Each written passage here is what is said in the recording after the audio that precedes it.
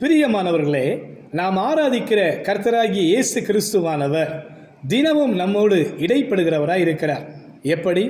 பரிசுத்த வேதாகமத்தை வாஞ்சையோடு வாசித்து தியானித்தால் எழுதப்பட்ட அந்த லோகோஸ் வார்த்தையிலிருந்து ரேமா வார்த்தை வாக்குத்தத்தமாய் புறப்படும்.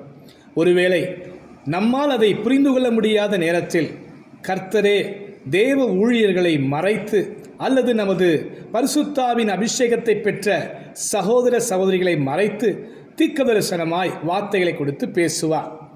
நீங்களாக படிக்கும் பொழுது ரேமா வார்த்தை வந்திருந்தாலும் சரி, அல்லது பிறர் வழியாக தீர்க்கதரிசனம் உண்டாயிருந்தாலும் அது நிறைவேற வேண்டுமென்றால் ஒரு ஆலோசனையை வேதத்திலிருந்து இன்று நான் சொல்ல விரும்புகிறேன். காரணம், என்னிடத்திலே அநேகர் ஜெபித்துக் கொள்கிறார்கள். உதாரணமாக 10 பேர் ஜெபித்துக் கொள்கிறார் என்று வைத்துக் கொள்வோமே, அதில் 7 அல்லது 8 பேர் அப்படியே தீர்க்கதரிசனம் நிறைவேறிவிட்டது என்று சாட்சி பகர்கின்றனர். சிலர் வருடக்கணக்காக காத்திருக்கிறார்கள், இன்றும் ஒன்றும் நடக்கவில்லை, இதுவரை எதுவும் நடக்கவில்லை. எனக்கும் கஷ்டமாக இருக்கிறது, அவர்களுக்கும் அது வேதனையாக இருக்கிறது. சிலர் அதை புரிந்து கொள்ளாதபடியினால் இது மனிதனுடைய சைக்காலஜிக்கலான வேர்ட்ஸ், நாட் ப்ராஃபஸி. இன்னும் சில பேர் என்ன நினைக்கிறாங்கன்னா இது ஒரு கள்ள தீர்க்க தரிசனம் அப்படின்னு. இல்லை பிரியமானவர்களே, வேதத்தில் நமக்கு ஒரு நல்ல ஆலோசனை கொடுக்கப்பட்டிருக்கிறது.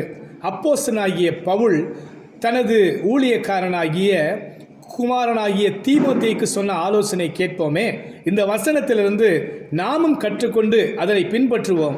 நிச்சயமாக கர்த்தர் உங்களுக்கு கொடுத்த ரேமா வார்த்தையாக இருந்தாலும் சரி, அல்லது தீர்க்கதரிசன வார்த்தையாக இருந்தாலும் சரி, நிறைவேறும். நீங்கள் மகிழ்ச்சி அடைந்து தேவனுக்கு புகழ்ச்சியாய் வாழ்வீர்கள். எந்த வசனம் என்று பார்க்கலாமா? வேதம் வைத்திருந்தால் தயவு செய்து எடுத்து என்னோடு திரும்பிக் கொள்ளுங்கள். 1 தீமோத்தேயு 1வது அதிகாரம் 18வது வசனம் நான் உங்களுக்காய் வாசிக்கிறேன், கவனிப்பீங்களா? குமாரனாகிய தீமோத்தேயுவே, உன்னை குறித்து முன் உண்டான தீர்க்க தரிசனங்களின்படியே நீ அவைகளை முன்னிட்டு நல்ல போராட்டம் பண்ணும்படி இந்த கட்டளையை உனக்கு ஒப்புவிக்கிறேன். நீ விசுவாசமும் நல்மனசாட்சியும் உடையவனாய் இரு. ஆம், பவுல் என்ன ஆலோசனை சொல்கிறார்? உனக்கு தீர்க்க தரிசனம் உண்டாகிவிட்டது தீமோத்தேயுவே, ஆனாலும் அது நிறைவேற வேண்டுமென்றால் அதை பொருட்டு, அதை முன்னிட்டு நீ என்ன செய்யணுமா? நல்ல போராட்டம் செய். போராட்டம் என்ற வார்த்தையை நம்ம கேட்டவுடனே ஏதோ ஒரு பிரச்சனையை எதிர்கொள்வது போல நினைக்கிறோம். இல்லை, இதை எப்படி புரிந்து கொள்ள வேண்டும் என்றால், ஓட்ட பந்தயத்திலே ஒருவர் கலந்து கொண்டு முதல் பரிசை பெற வேண்டும் என்றால் அதற்காக அவங்க என்ன செய்வாங்க? பிராக்டிஸ் பண்ணுவாங்க, டெய்லி ஹார்ட் ஒர்க் பண்ணுவாங்க. அதை குறிக்கும் வார்த்தை தான் போராட்டம் பண்ணு. அப்படின்னு என்ன அர்த்தம்? அன்றாட வாழ்க்கையில் கர்த்தர் சொல்லிட்டாரு, நடக்கிறப்ப நடக்கட்டும், இல்லாட்டி பரவாயில்ல அப்படின்னு குளிர்ந்த மனநிலையில் இருக்கக்கூடாது. அதுக்கு பதிலாக கர்த்தர் என்கிட்ட சொல்லிட்டாரு, அதை நிறைவேற பண்ணும் பொருட்டு நான் ஏதாகிலும் செய்ய வேண்டும் என்றால் செய்ய வேண்டும் என்று அதற்காக பிரயாசப்படுவதுதான் போராட்டம் பண்ணுதல் என்ற அர்த்தம். நான் இப்போ கேட்குறேன், இதை பார்த்து கொண்டிருக்கிற அன்பு சகோதரனே சகோதரியே, உங்களுக்கு கர்த்தர் கொடுத்த தீர்க்க தரிசனத்துக்காக நீங்கள் என்ன ஸ்டெப் எடுத்திருக்கிறீங்க? ஃபார் எக்ஸாம்பிள், உனக்கு நான் IAS பணியை தரப்போகிறேன், எதிர்காலத்தில் நீ மாவட்டத்தை ஆளும் கலெக்டராக இருப்பார் என்று கர்த்தர் சொன்னார் என்றால் இப்போ என்ன செய்யணும்? ஸ்கூல் படிக்கிறீங்களா? முதல்ல ஒழுங்காக அந்த ஸ்கூல் படிப்பை படிக்கணும், நல்ல மதிப்பெண்கள் எடுக்கணும். வெறும் பாடப்புத்தகத்தை மட்டும் இல்லாமல் பாடப்புத்தகத்தோடு சமூகத்தை உணர்ந்து கொள்வதற்கு கற்றுக்கொள்வதற்கான மற்ற புத்தகங்களை படிக்க வேண்டும். பொது அறிவை என்ன பண்ணணும்? வளர்த்து கொள்ள வேண்டும். நல்ல மார்க்ஸ் ஸ்கோர் பண்ணி 10th கம்ப்ளீட் பண்ணணும், 12th கம்ப்ளீட் பண்ணணும். அதுக்கப்புறம் என்ட்ரன்ஸ் எழுதணும். அந்த UPSC செலெக்ஷன் ஆகிறதுக்கு என்னென்ன கோர்ஸ் படிக்கணுமோ அதெல்லாம் போய் படிக்கணும்.